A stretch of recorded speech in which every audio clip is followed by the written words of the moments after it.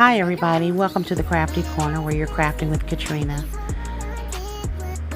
This is a Mother's Day gift that I created using the carousel idea that I learned from Decorating Time with Rochelle.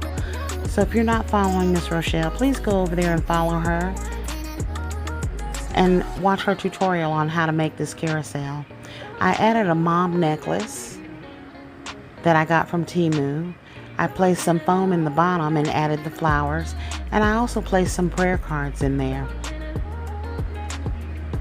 This is a very inexpensive gift that someone on a budget can give to their mother.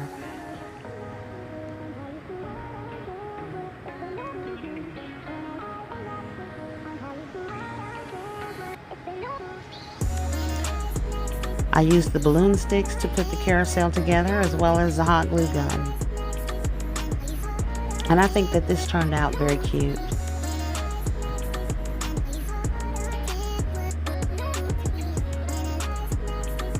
Please comment below what you think about this gift. Please like, share, comment, and subscribe to my channel. Thank you all for all of your support. Be blessed and be a blessing.